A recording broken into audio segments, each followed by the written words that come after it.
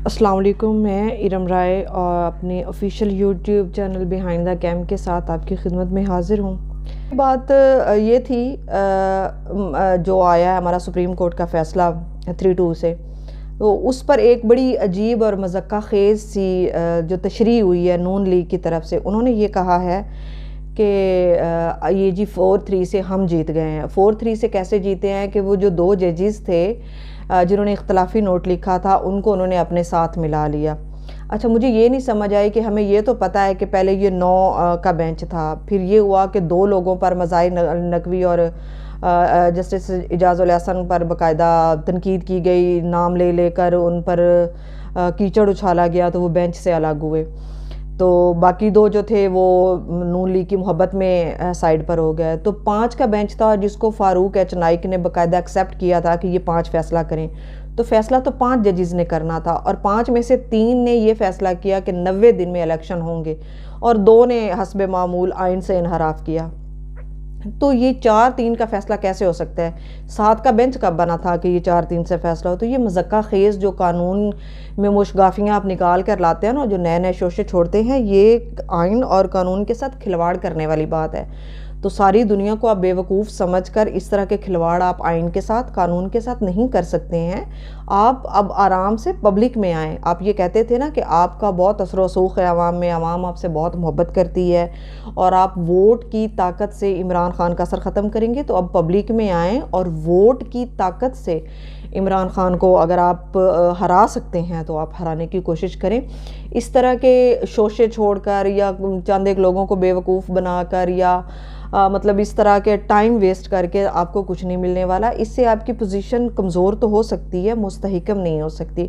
तो इस पर आप ज़रूर सोचें। और जहाँ तक हमारी गुड़िया बाजी का ताल्लुक़ है, तो गुड़िया बाजी हमारी ने क्या किया कि मेरी हुकूमत नहीं है से 5 रुपए का वो रिलीफ मिला था तो फ़ौरन से इसहाक़ डार को मुबारकबाद देना शुरू कर दी। भी जब तुम्हारी हुकूमत ही नहीं है, वो सिर्फ तुमने प्रोटोकॉल के लिए ली हुई है, तो फिर तुम्हें क्या फ़र्क पड़ता है पेट्रोल महंगा हो या पेट्रोल बकौल तुम्हारे पेट्रोल महंगा हो या सस्ता हो, तो तुम्हें क्या फ़र्क पड़ता है, उसको जाने दो फिर।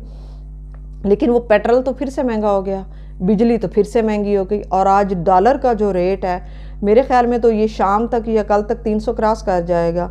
तो ये जो इसहाक़ डार साहब ने डॉलर के रेट को बिल्कुल ही शबाज स्पीड की तरह चलाया है। तो आप लोग क्या चाहते हैं कि जब आप लोग इस मुल्क से जाएं तो मुल्क की इतनी तबाही हो चुकी हो कि इसको संभाल कोई ना सके, इसको संवार कोई ना सके, बहुत अरसे तक स्टेबिलिटी मुल्क में ना आए। यानी आप ये चाहते हैं कि मुल्क में इंतशार ही रहे, फसाद ही रहे, झगड़ा ही रहे और आवाम जो है वो बस मसरूफ़ रहे, हमें कुछ ना कहे और बाकी जो बेशक एक दूसरे को वो मार धाड़ कर जो मर्ज़ी कर लें।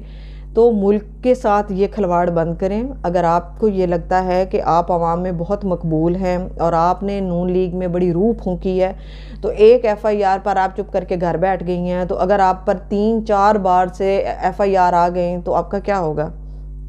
अभी तो सखर में एक ही FIR आप पर हुई है ना, और आप यूँ खामोश हो गई हैं जैसे आप पाकिस्तान में मौजूद ही नहीं हैं। तो सोचें अगर 3-4 बार ने ये कह दिया कि वो अदलिया के ख़िलाफ़ कैंपेन चलाने पर आपको FIR आप पर कटवाते हैं, तो फिर आप क्या करेंगी? तो मोहतरमा साहिबा, आप थोड़ा सा कानून और आइन की तालीम किसी से ले लें। वो खान साहब पहले ही कहते हैं कि एक तो इनकी इतनी तालीम है नहीं और फिर ये कोशिश भी नहीं करते। ठीक है, इंसान है ना, वो गलतियाँ भी करता है, गलतियों से सीखता है, नई नई चीज़ें भी आती हैं, सीखता है। अब अगर आपको आइन और कानून के मुताबिक चलना पड़ रहा है तो आप आइन और कानून को समझने की कोशिश तो करें। हो सकता है कुछ ना कुछ चीज़ें आपकी समझ में आ जाएं, तो आप उसके मुताबिक चलकर ये जो इंतशार फैलाने की नाकाम कोशिश आप कर रहे हैं, इससे आप थोड़ा सा पीछे हट जाएं। तो इससे आपका भी फ़ायदा होगा, आपकी जमात का भी फ़ायदा होगा।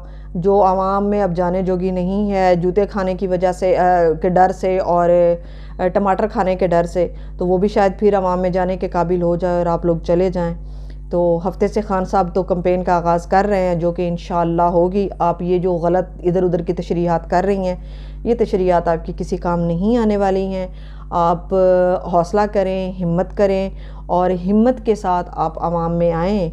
इंशाअल्लाह आवाम आपको इसका अजर देगी, आवाम आपको इसका बहुत बेहतरीन आपको जवाब है वो वोट की ताकत से देगी। बिल्कुल ऐसे ही जैसे राजनपुर में दिया, जिनकी फसलें जलाई गईं, जिनके घर जलाए गए, जिनकी मकामी क़यादत पर पर्चे करवाए गए, जिनको उस दिन मार पीट कर लहूलुहान किया गया, गलत वोट डलवाए गए, उसके बावजूद टर्नआउट इतना ज़बरदस्त था कि कोई भी वहाँ पर 2 नंबरी नहीं कर सका।